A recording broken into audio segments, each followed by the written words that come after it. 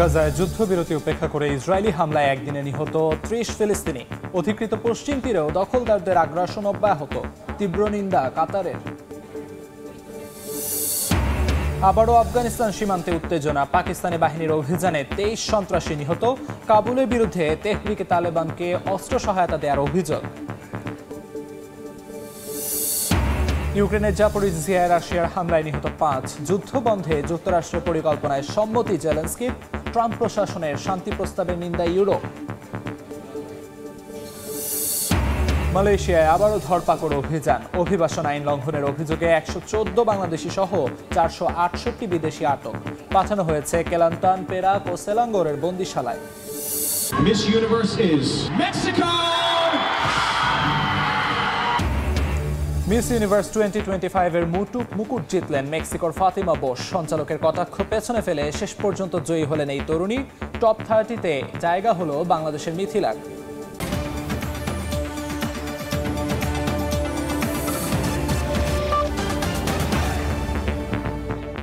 আন্তর্জাতিক সময়ের সঙ্গে আছি আমি আমিরুল ইসলাম আলিফ।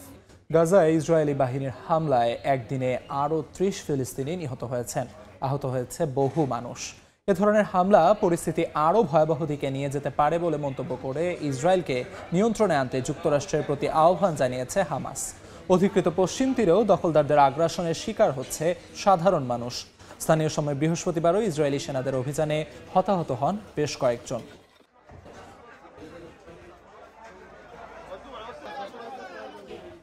আন্তর্জাতিক সময় আরও থাকছে। ব্রাজিলে জাতিসংঘের জলবায়ু সম্মেলন কেন্দ্রে আগুন, পুড়েছে বেশ কয়েকটি প্যাভিলিয়ন। নেই হতাহত, শেষ পর্যায়ে দর কষাকষিতে আসতে পারে ইতিবাচক সিদ্ধান্ত।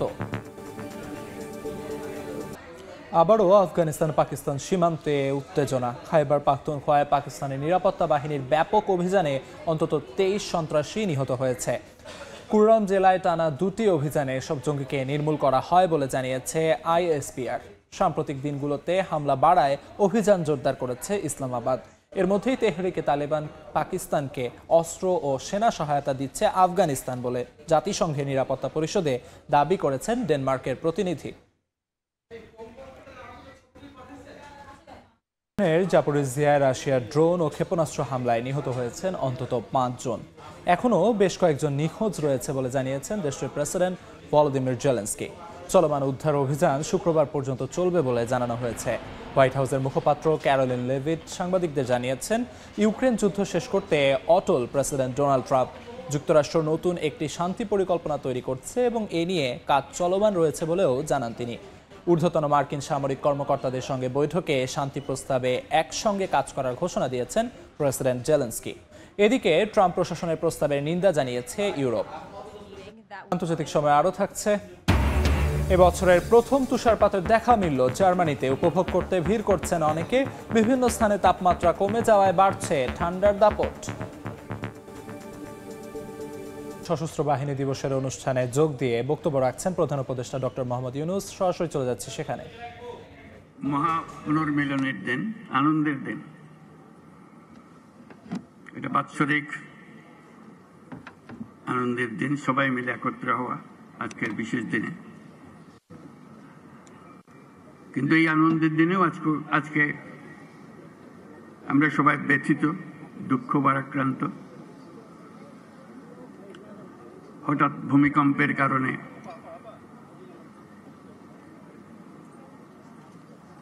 কয়েকজন ইন্তেকাল করেছেন,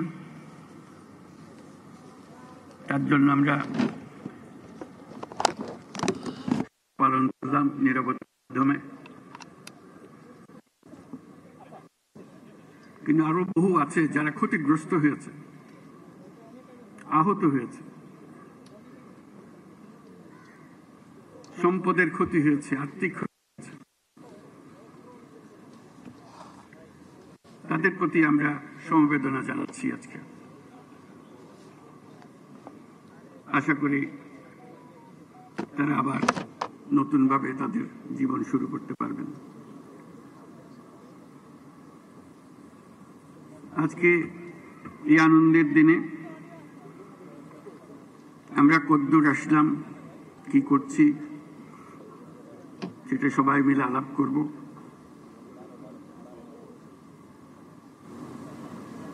এবং এর প্রেক্ষিত আপনাদের জানা আছে, আমরা শিগগিরই একটা নির্বাচনের দিকে যাচ্ছি। তার প্রস্তুতি, এই নির্বাচনের মাধ্যমে আমরা নতুন বাংলাদেশের পথে যাত্রা করব, সেটাই আমাদের স্বপ্ন। এই নির্বাচন যেন সর্বাঙ্গ সুন্দর হয়, আনন্দমুখর হয়, উৎসবমুখর হয় এবং আমাদেরকে সেই যাত্রাপথে সুন্দরভাবে রওনা করে দিতে পারে, সেটার জন্য আমরা সবাই মিলে চেষ্টা করব। বিসমিল্লাহির রহমানির রহিম। প্রিয় সহকর্মী বৃন্দ, তিন বাহিনীর প্রধানগণ, সশস্ত্র বাহিনীর অবসরপ্রাপ্ত ও কর্মরত সদস্য ও তাদের পরিবারবর্গ, সম্মানিত অতিথিবৃন্দ, distinguished guests from different friendly countries, আসসালামু আলাইকুম। সশস্ত্র বাহিনী দিবস উদযাপন উপলক্ষে আয়োজিত আজকের এই সম্বর্ধনা অনুষ্ঠানে আপনাদের সকলকে স্বাগত জানাই। আজকের এই বিশেষ দিনে আমি সশ্রদ্ধ চিত্তে স্মরণ করছি মহান মুক্তিযুদ্ধের সকল শহীদ যোদ্ধা এবং অন্যান্য সকল বীর মুক্তিযোদ্ধাদের, যাদের আত্মত্যাগের বিনিময়ে অর্জিত হয়েছে আমাদের স্বাধীনতা। একই সাথে আমি শ্রদ্ধা জানাচ্ছি 2024 সালের জুলাই আগস্ট মাসে ছাত্র জনতার অভ্যুত্থানের সকল শহীদ, আহত এবং অংশগ্রহণকারী সর্বস্তরের মানুষের প্রতি, যাদের দুঃসাহসিক আত্মত্যাগ আমাদের দেশ পুনর্গঠনের একটি নতুন সুযোগ সৃষ্টি করে দিয়েছে। বাংলাদেশ সশস্ত্র বাহিনীর জন্ম 1971 সালে রণক্ষেত্রে। 71 সালের 25শে মার্চ হানাদার বাহিনীর নৃশংস আক্রমণের পরপরই 27শে মার্চ চট্টগ্রামের কালুরঘাট বেতার কেন্দ্র থেকে তৎকালীন মেজর এবং পরবর্তীতে রাষ্ট্রপতি জিয়াউর রহমান বাংলাদেশের স্বাধীনতা ঘোষণা করেছিলেন। এরই ধারাবাহিকতায় 21শে নভেম্বর সেনাবাহিনীর সাথে নৌ ও বিমান বাহিনী সম্মিলিতভাবে পাকিস্তানি বাহিনীর বিরুদ্ধে লড়াই শুরু করে।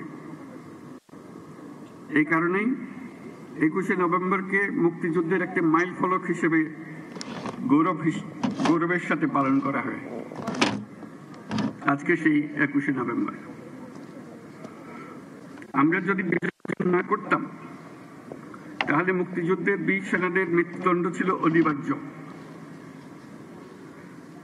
অসহনীয় হয়ে যেত তাদের পরিবারের সকল সদস্যের জীবন। মুক্তিকামী সেনা, নৌ ও বিমান বাহিনীর অকুতোভয় বীর সেনানীরা জীবনের পরোয়া না করে, পরিবারের ভবিষ্যতের কথা চিন্তা না করে এদেশের স্বাধীনতা যুদ্ধে ঝাঁপিয়ে পড়েছিল। তারাই এদেশের আপামর জনসাধারণকে সাহস জুগিয়েছেন। মানুষের সঙ্গে কাঁধে কাঁধ মিলিয়ে জল, স্থল ও আকাশপথে সম্মিলিতভাবে প্রতিরোধ গড়ে তুলে দেশমাতৃকাকে পরাধীনতার শৃঙ্খল থেকে মুক্ত করে এনেছেন। মুক্তিযুদ্ধকে বেগবান এবং সুসংগঠিত করার লক্ষ্যে তখন বাংলাদেশ ফোর্সেস গঠন করা হয়েছিল, যার অধীনে 11টি সেক্টরে বিভিন্ন দেশের বিভিন্ন অংশ থেকে আসা মুক্তিযোদ্ধাদের সামরিক প্রশিক্ষণের পাশাপাশি গেরিলা প্রশিক্ষণ দেওয়া হয়। এরই চূড়ান্ত রূপ আমরা দেখি 71 সালের 21শে নভেম্বর সেনাবাহিনী, নৌবাহিনী ও বিমান বাহিনীর সম্মিলিত অভিযানে। পাকিস্তানি সৈন্যদের বিরুদ্ধে এই যৌথ অভিযানেই 1971 সালের 16 ডিসেম্বর বাংলাদেশের স্বাধীনতা সংগ্রামের চূড়ান্ত বিজয় এনে দিয়েছিল। 71-এর মুক্তিযুদ্ধে আমাদের সশস্ত্র বাহিনীর অবদান বাংলাদেশের ইতিহাসে স্বর্ণাক্ষরে লেখা থাকবে। সশস্ত্র বাহিনীর প্রিয় সদস্যবৃন্দ, দেশের স্বাধীনতা সার্বভৌমত্ব রক্ষার পাশাপাশি দেশ গঠন ও জাতীয় দুর্যোগ মোকাবেলায় আপনারা সর্বদাই জনগণের পাশে থেকে কাজ করে যাচ্ছেন। 2024-এর ছাত্র জনতার অভ্যুত্থান ও চলমান দেশ পুনর্গঠন ও সংস্কারের কাজেও সশস্ত্র বাহিনী বরাবরের মতোই মানুষের পাশে দাঁড়িয়ে অব্যাহতভাবে দেশের মানুষের আস্থার প্রতিদান দিয়ে যাচ্ছে। আমি বিশ্বাস করি গণতান্ত্রিক ও নিয়মতান্ত্রিক নেতৃত্বের প্রতি অনুগত বাংলাদেশ সশস্ত্র বাহিনী তাদের পেশাগত দক্ষতা ও দেশপ্রেমের সমন্বয়ে দেশের জন্য ত্যাগ ও তৎপরতার এই ধারাবাহিকতা অক্ষুণ্ণ রাখবে। বাংলাদেশের গণতান্ত্রিক উত্তরণে আসন্ন নির্বাচন একটি গুরুত্বপূর্ণ অধ্যায় হিসেবে বিবেচিত হবে। আমার সুদৃঢ় বিশ্বাস এটি নির্বিঘ্ন ও উৎসবমুখর নির্বাচন হবে। এর আয়োজনে সশস্ত্র বাহিনীর সদস্যগণ দক্ষতা ও পেশাদারিত্বের সাথে এই মহান দায়িত্ব পালন করবে। একটি শান্তিপ্রিয় জাতি হিসেবে আমরা সকল বন্ধু রাষ্ট্রের সঙ্গে সম্মানজনক ও শান্তিপূর্ণ সহাবস্থানে বিশ্বাসী। তথাপি যে কোনো আগ্রাসী বহিঃশত্রুর আক্রমণ থেকে দেশের সার্বভৌমত্ব রক্ষার জন্য আমাদেরকে সদা প্রস্তুত ও সংকল্পবদ্ধভাবে থাকতে হবে। এই লক্ষ্যে আমাদের সেনা, নৌ, বিমান বাহিনীর আধুনিকায়ন, সমরাস্ত্র আহরণ ও উৎপাদন, উন্নত প্রশিক্ষণ এবং উন্নত বিশ্বের সঙ্গে তাল মিলিয়ে বাহিনীগুলোতে যুগোপযোগী প্রযুক্তি প্রয়োগের সংযোজনের প্রয়াস জোরদার করা হয়েছে। তবে দুঃখের সাথে বলতে হয় যে ফ্যাসিস্ট আমলে আমাদের বাহিনীগুলোর দক্ষতা বজায় ও বৃদ্ধির বিষয়টি উপেক্ষিত ছিল। অন্তর্বর্তীকালীন সরকার সকল বাহিনীর সক্ষমতা বৃদ্ধিতে ব্যাপক উদ্যোগ গ্রহণ করেছে। একই সাথে দেশ রক্ষা ও জনকল্যাণমূলক কাজে ব্যাপক সংখ্যক ছাত্র ও যুব সম্প্রদায়কে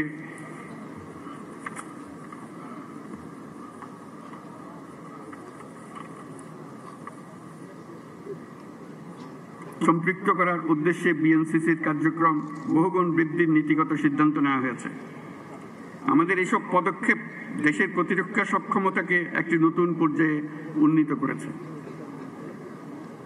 অভ্যাগত অতিথিবৃন্দ, বিগত 37 বছরে জাতিসংঘে আমাদের শান্তিরক্ষীরা সফলতার সঙ্গে 43টি দেশে 63টি মিশন সম্পন্ন করেছে। বর্তমানেও বিশ্বের বিভিন্ন প্রান্তে 10টি মিশনে আমাদের শান্তিরক্ষীরা নিয়োজিত আছেন। বাংলাদেশ বর্তমানে অন্যতম বৃহৎ নারী শান্তিরক্ষী প্রেরণকারী দেশ হিসেবেও বিশ্বে পরিচিতি লাভ করেছে। এছাড়াও সম্প্রতি কাতার ও বাংলাদেশ সশস্ত্র বাহিনীর মধ্যে প্রেষণে জনবল নিয়োগের একটি চুক্তি স্বাক্ষরিত হয়েছে, যা বিশ্ব শান্তি ও নিরাপত্তার বৈশ্বিক প্রচেষ্টায় একটি দায়িত্বশীল ও নির্ভরযোগ্য নাম হিসেবে বাংলাদেশের জন্য একটি গৌরবময় স্বীকৃতি। এই জন্য আমি সশস্ত্র বাহিনীর সদস্যদের আন্তরিক ধন্যবাদ জানাই। বাংলাদেশি শান্তিরক্ষীগণ যাতে বিশ্বের চ্যালেঞ্জিং এবং বিপজ্জনক অঞ্চলসমূহে সৃষ্ট পরিস্থিতি মোকাবেলা করতে পারে, সেজন্য তাদের সময়োপযোগী প্রশিক্ষণ দিয়ে প্রয়োজনীয় সরঞ্জাম সরবরাহের প্রচেষ্টা অব্যাহত রাখতে হবে। প্রিয় অতিথিবৃন্দ, অগ্রহায়ণের এই বিকেলে উৎসবমুখর পরিবেশে আপনাদের সাথে দেখা হওয়ায় আমি অত্যন্ত আনন্দিত। আপনাদের উপস্থিতি আজকের এই মহতী অনুষ্ঠানকে প্রাণবন্ত ও মহিমান্বিত করেছে। এই জন্য সশস্ত্র বাহিনীর পক্ষ থেকে আপনাদেরকে সকলকে জানাই আন্তরিক ধন্যবাদ। আমি সশস্ত্র বাহিনীর সকল সদস্য ও তাদের পরিবারবর্গের সুখ, শান্তি ও কল্যাণ কামনা করছি। আমরা সবাই যেন দেশের উন্নয়ন ও অগ্রযাত্রায় ঐক্যবদ্ধভাবে কাজ করে যেতে পারি, সে আশাবাদ ব্যক্ত করছি। Now I take the privilege to thank the excellencies and distinguished guests from our friendly countries for joining us to celebrate our Armed Forces Day. On this occasion, we gratefully recall the contribution of the people of our friendly nations during our War of Liberation.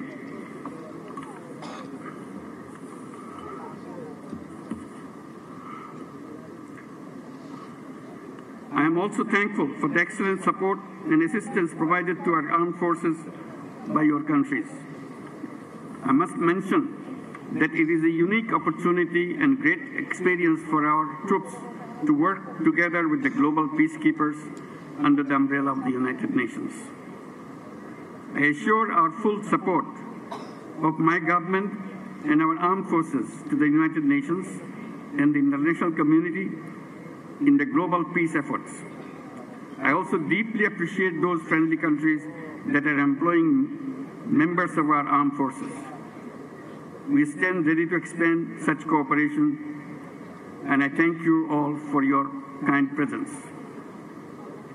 সুধী মণ্ডলী, আপনাদের সবাইকে আজকের অনুষ্ঠানে অংশগ্রহণের জন্য অশেষ ধন্যবাদ জানাচ্ছি। মহান আল্লাহ আমাদের সহায় হন। আল্লাহ হাফেজ। ধন্যবাদ।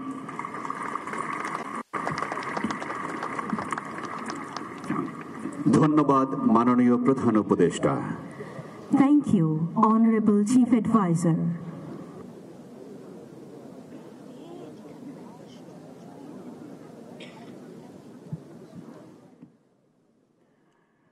এখন আমন্ত্রিত অতিথিদের চা চক্রে অংশগ্রহণের জন্য বিনীত অনুরোধ করছি।